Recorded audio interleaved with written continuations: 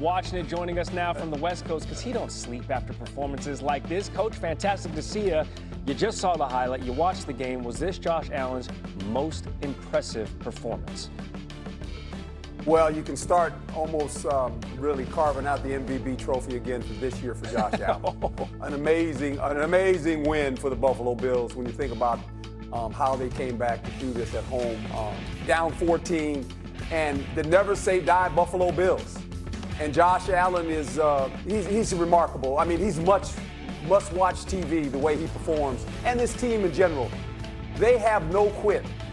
This game should have been over, but the Ravens have a problem finishing games off, the details of it all.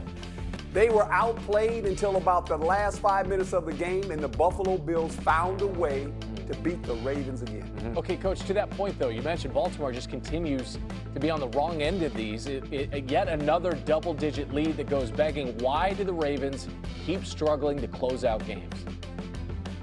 Details, the little things. When you watch this game occur, and then when you really watched it and it started unfolding, and the fumbles, the drop balls, whatever it may be, the miscues, when you looked on the sideline and you looked at their players, they had that glaze in their eye, like, here we go again. And they're right. They just seem to just melt when they play the Buffalo Bills. They can't beat them. Lamar Jackson had an MVP performance again, but they find a way to lose.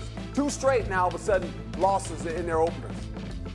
Ravens win probability, Coach, was over 99% at the 4-minute, 48-second mark of the fourth quarter. But you take a look at this graphic right here, and that sort of just spells the Ravens' woes. But bookmark this game, bookmark this matchup, because we're likely going to see them tango in the playoffs in some form or another. Coach Herm Edwards hanging out with us all morning. Coach, stand by.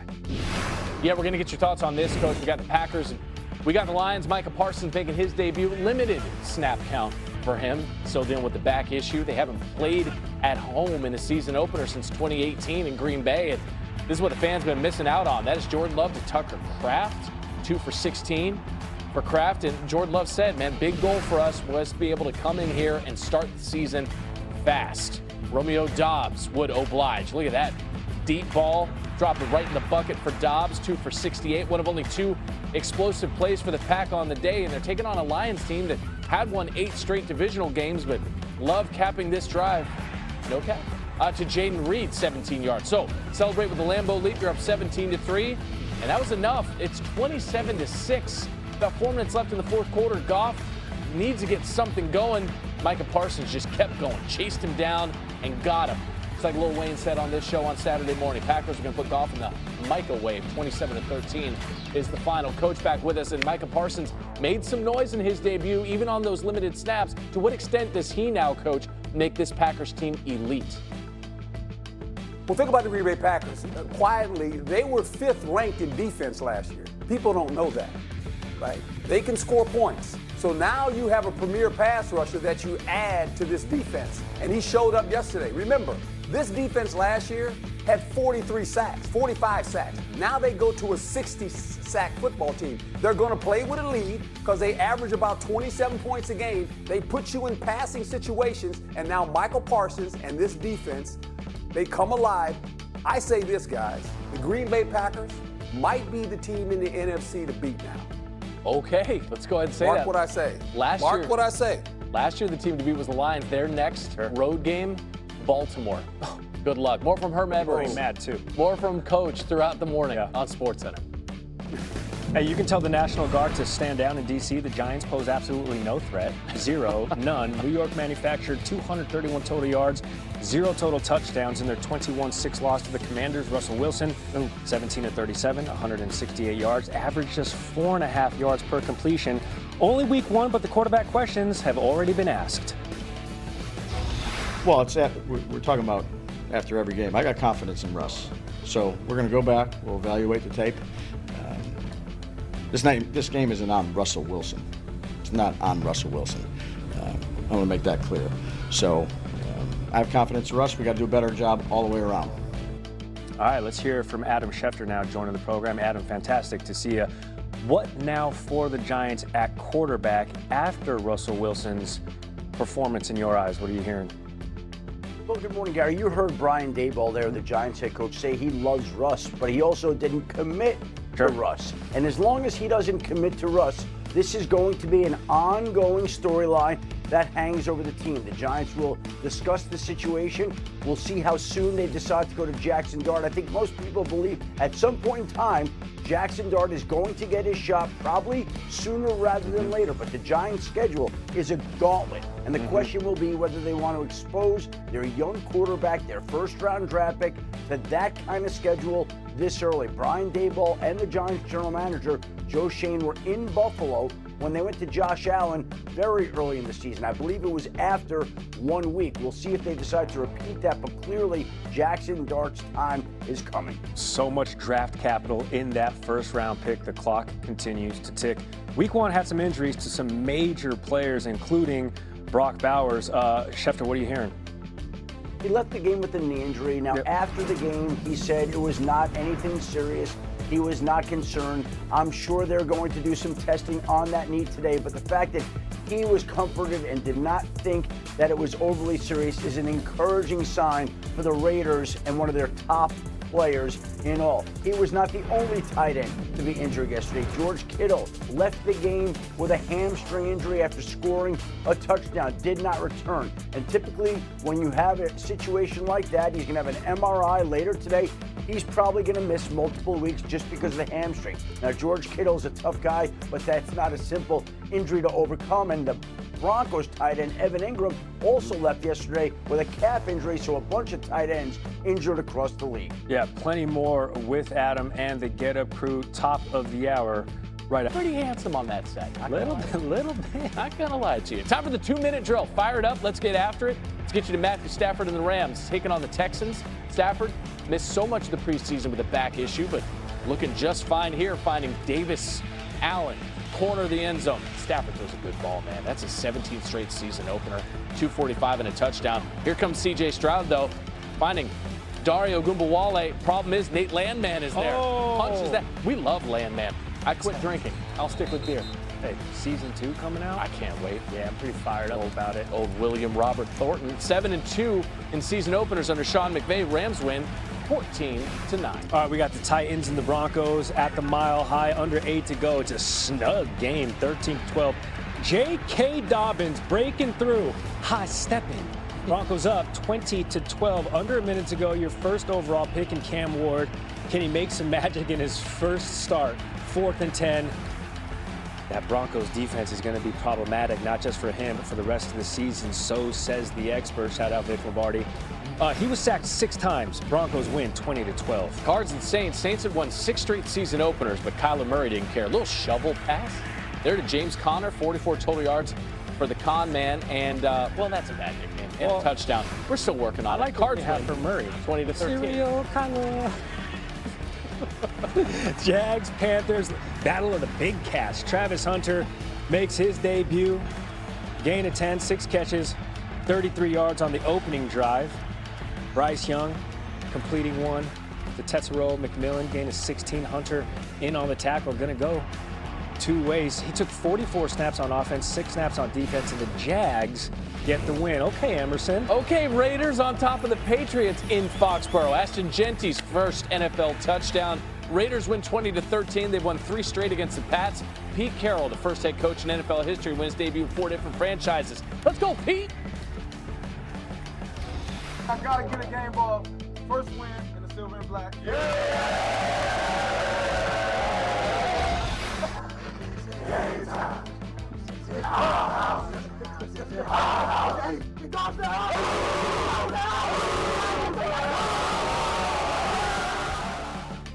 Let's go.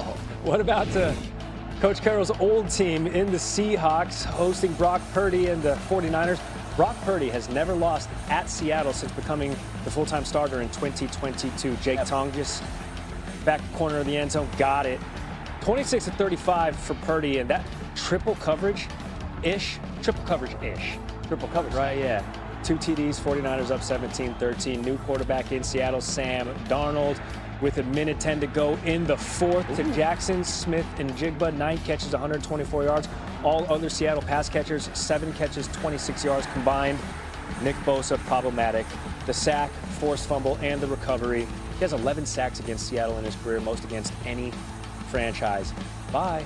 Get home safe. 49ers win 17-13. Let's get to the NFC South. We got the Bucs, we got the Falcons. Divisional matchup out of the gates. Baker Mayfield and company taking on Michael Penix Jr. Here comes the young man, Penix.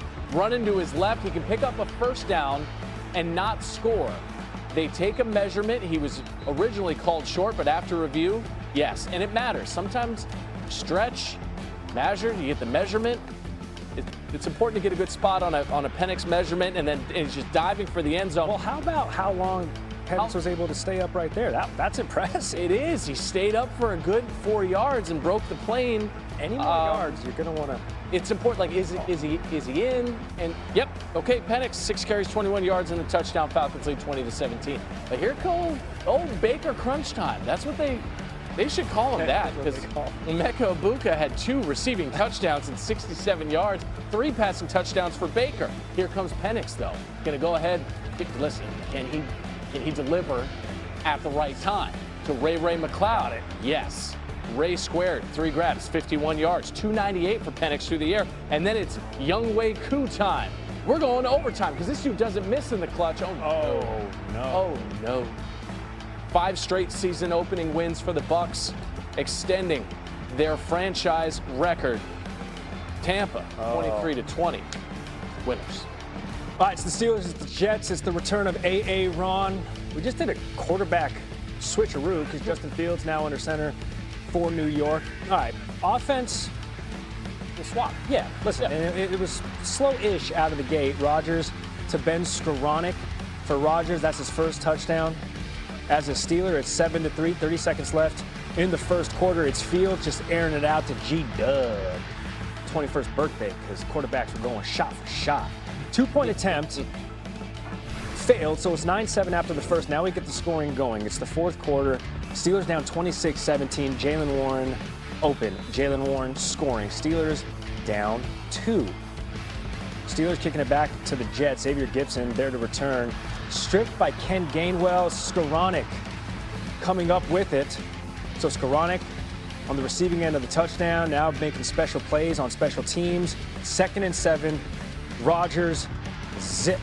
Calvin Austin, touchdown. 35th career game with 4 passing scores for Rodgers, tied for Peyton Manning, 3rd most in the league's history. Justin Fields, naked boot, just super unclothed. Just no clothes at all. Super naked. 32-31. Jets are up with 2:40 to go, and sometimes it's just good to be lucky. I mean, that ball hit 4 different humans on the field. And it ends up in Metcalf's. DK Metcalf's bread basket. And have you seen his abs? He doesn't need a lot of bread. That's correct. He skips a lot of carbs.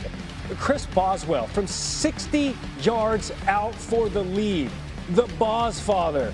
The Boz hog. Hugo Boss. 34-32, but the Jets have an opportunity. Garrett Wilson, meet Jalen Ramsey. They were jaw-jacking earlier in this game, too, so Ramsey gets the last laugh and the last hit. Steelers with the last word. You spoke about the meeting with Aaron Glenn on McAfee a few months ago. Beating him, is there significance in that, since he basically told you to your face that he didn't think you were right for that team? Yes, that's what he did. So there's significance in beating him for you? I was happy to beat everybody associated with the Jets. Everybody associated. And by way of that, he was happy to beat you, Coach. I mean, you were associated with the Jets. You're back with us now to talk about the sustainability of that play from Aaron Rodgers all season. Can you see that happening? Well, if you can protect it.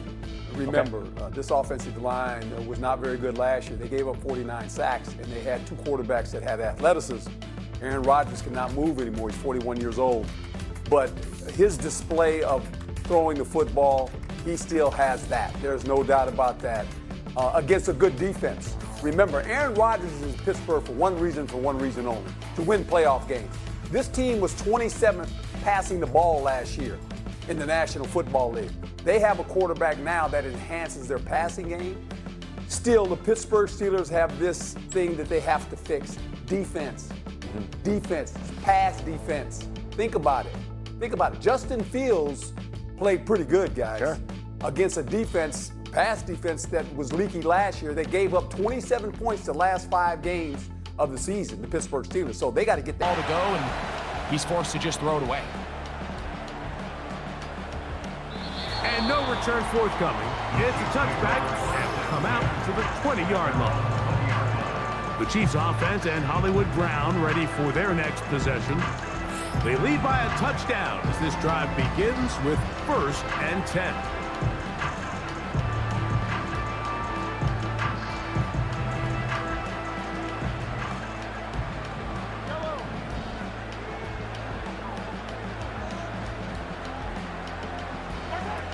From the shotgun, it's Mahomes. Now a deep ball looking for Brown. I'll tell you what, Mike, considering how this offense has played the first couple possessions, I'm surprised that one wasn't completed. It seems like that's the first miss of the game. Continue to push the ball downfield. Continue to build on this momentum because so far they've come out hot in this one. Up in the middle, and he's got Brown. And he'll be taken down all the way up past the 45. You can see this connection is just starting really to pick up. They're seeing the game through the same set of eyes, and that is the job of the receiver. What is my quarterback expecting from me? Where does he want me? Be there on time, and it leads to big gains like this.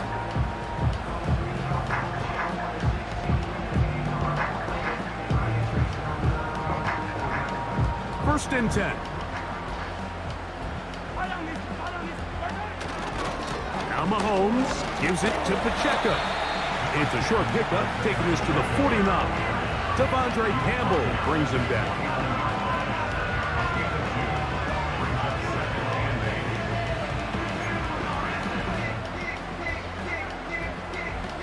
They'll come up on a 2nd down and 8. A run with Edwards-Helaire. And this is going to make the play caller happy. Good run. 8 yards. Much more manageable 3rd down coming up. This just shows why you can't count on just one guy to take him down. He's a powerful enough runner. You got to have guys coming in support when that first hit is made. It takes a team effort to stop him, especially once he gets going. He'll try and run it here with Pacheco. And he didn't need much. I don't think he got there. It's going to depend on the spot. Looks like he is short on that one. And what a play by the interior of this defensive line. There was nowhere to run. He's able to get in the backfield for a big stop, and it sets up 4th down.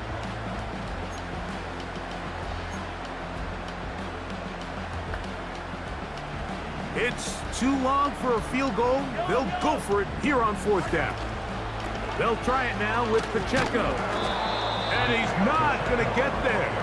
The defense was ready for it, and they stuff him on 4th down.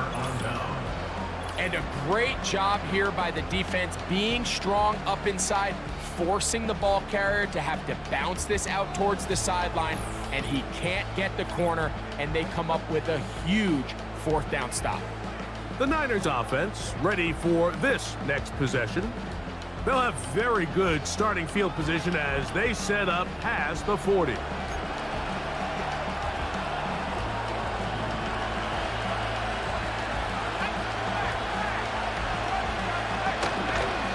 They'll run with McCaffrey to start this drive. The ball comes out. It's pulled in by the Chiefs. And he is going to bring this one back. They force the fumble, and it leads to a defensive score.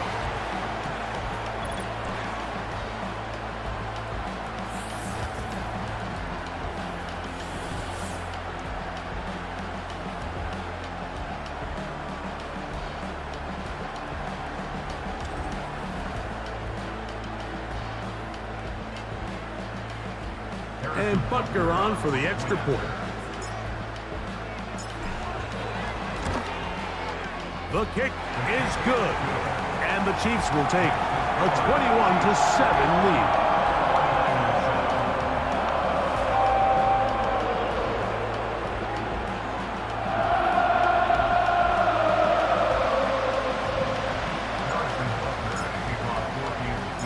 So now it's Butker following the touchdown to send this one away. From the 6, here comes a return.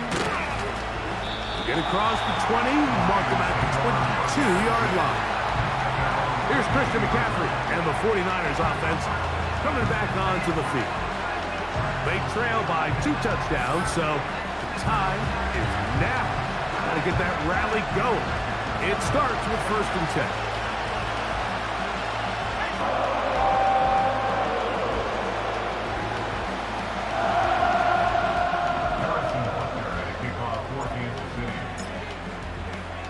Pretty interesting first half. We'll see if any strategy changes for the next 30 minutes or more as this second half gets underway.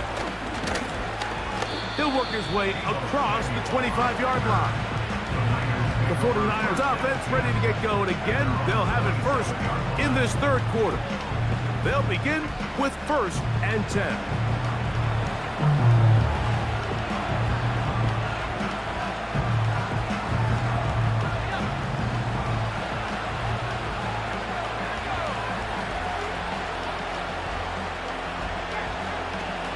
Throwing is Purdy.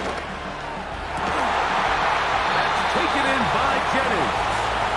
And he'll be tackled up around the 45-yard line. That's a gain of 19 and a very quick first down. Whatever they've talked about in the locker room at the halftime break seems to have worked. They've come out with a new established energy. You could see it when they took the field. Now this offense seems to be building on it because with that chunk play, just a little bit of rhythm that they can build off of. They got a long way to go to get back into this game, but so far off to a good start.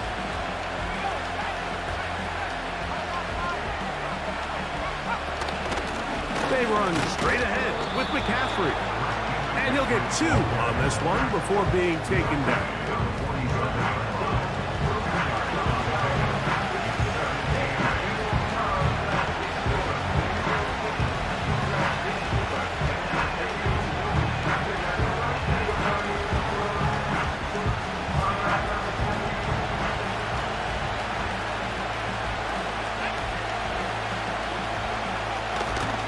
They run once more with McCaffrey.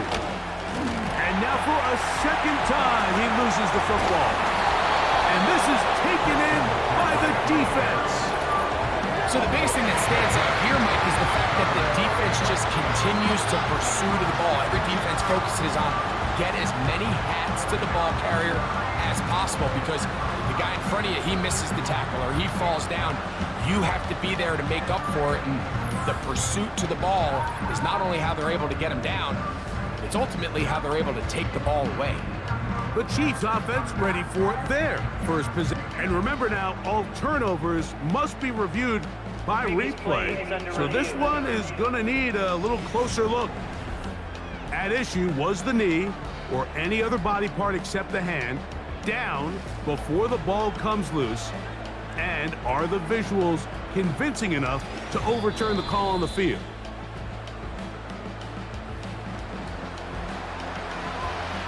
So that one overturned. They say the runner was down, and that will not be a fumble.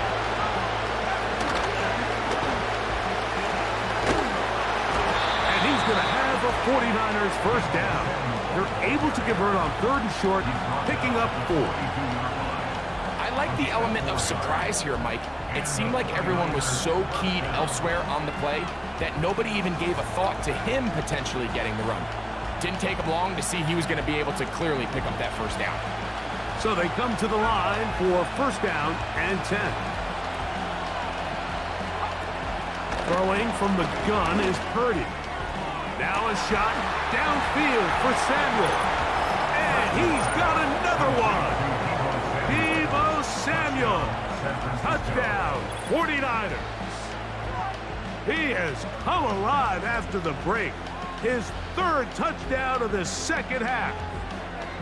And that is the hat trick. What a game. His 3rd touchdown reception of this one. And nothing they've done to slow him down has worked, Mike. This defense, they're throwing multiple guys at him. They're playing man, they're playing zone. It doesn't matter. This guy is having his way, and he's having a day.